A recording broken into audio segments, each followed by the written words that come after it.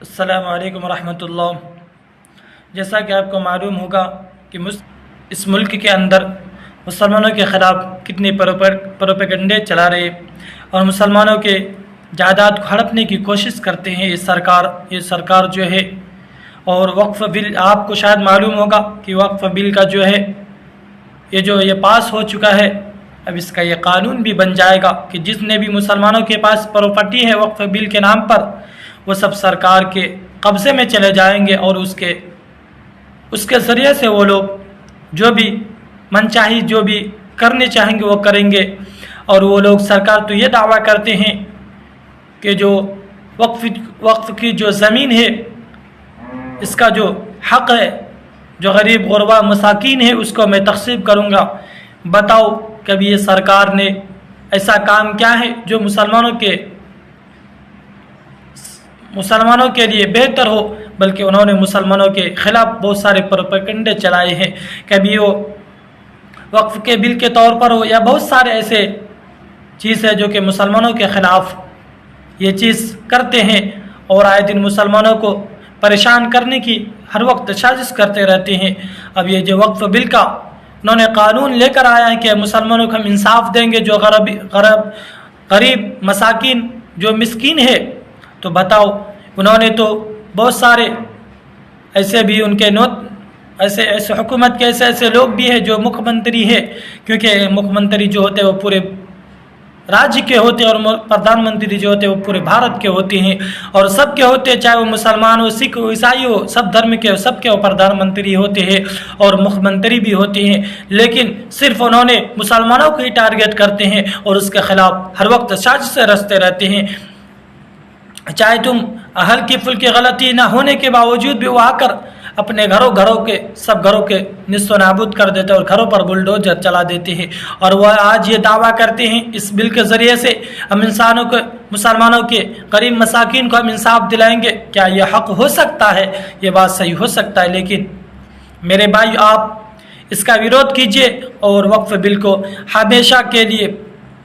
یہ لوگ جو سازش کرتے رہتے ہیں ان کو ایسا سبق سکھائیے اور آپ کو ویرودھ کیجیے، تاکہ آپ کے اندر جتنی بھی طاقت و قوت ہو آپ اس پر جان و قربان کر دیجیے، کیونکہ یہ ہمارے امت مسلمہ کا مسئلہ ہے اور ہماری جائیداد کا مسئلہ میں ہماری پابندی ہماری ہے، کسی کا باپ کا نہیں ہے، کیونکہ ہماری پراپرٹی ہے، ہم اس کا حقدار ہے۔ ہماری پراپرٹی کا کیوں دوسرے لوگ اس کا ذمہ دار بنیں گے؟ اس وجہ سے آپ اس کی زیادہ سے زیادہ مخالفت کریں۔ آپ کے اندر جتنی بھی طاقت قوت ہے، چاہے مال دولت ہو، آپ اس پر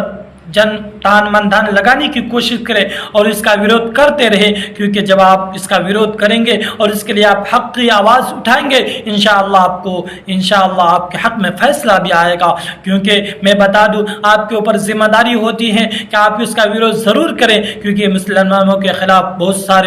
بہت بڑے پروپیگنڈے چلا رہے ہیں، مسلمانوں کے جائیداد کو ہڑپنے کی کوشش کر رہے ہیں، بلکہ مسلمانوں کو من گھڑت باتیں بتا کر ان کی ساری جائیداد کو لوٹنے کی کوشش کرتے ہیں، اور یہ مسلمانوں کے جائیداد میں وہ اپنا حکومت کرنا چاہتے ہیں، بلکہ ایسا جو ہے یہ وقف کی جو زمین ہے مسلمانوں کا ہے، اور انشاءاللہ مسلمانوں کی رہے گا۔ کیونکہ آپ اگر اس بل کے اوپر آپ اب آواز نہیں اٹھائیں گے تو ہم سے ہماری مسجد چھین جائے گی، ہمارے قبرستان چھین جائیں گے، ہمارے عیدگاہ چھین جائیں گے، لیکن آپ ہاتھ پر ہاتھ بیٹھ کر سوچتے رہ جاؤ گے۔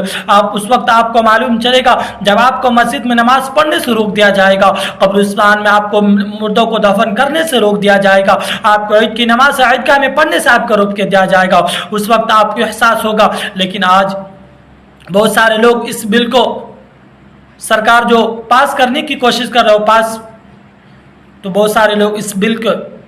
پاس کرنے کی وجہ سے بہت سارے مسلمان بھی خوش ہیں، ان کو سمجھ میں نہیں آتا، لیکن بعد میں ضرور اس کو سمجھ میں آئے گا۔ تو میں بتا دوں جب آگ بستے میں لگتی ہے تو گھر سب کا جلتا ہے، چاہے وہ مسلمان ہو، چاہے وہ سکھ ہو، چاہے عیسائی ہو۔ آج مسلمانوں کے اوپر یہ خلاف جو یہ وقف بل کا لا رہا ہے، بہت سارے لوگ تو اس میں خوش ہیں، لیکن خوش ہونے کی ضرورت نہیں ہے۔ آج ہماری باری ہے تو کل تمہاری باری آئیں گے، لیکن میں بتا دوں وقت کا مسئلہ ہے، آج تمہارا وقت ہے، کل ہمارا انشاءاللہ وقت آئے گا اور ہر چیز کا حساب لیا جائے گا۔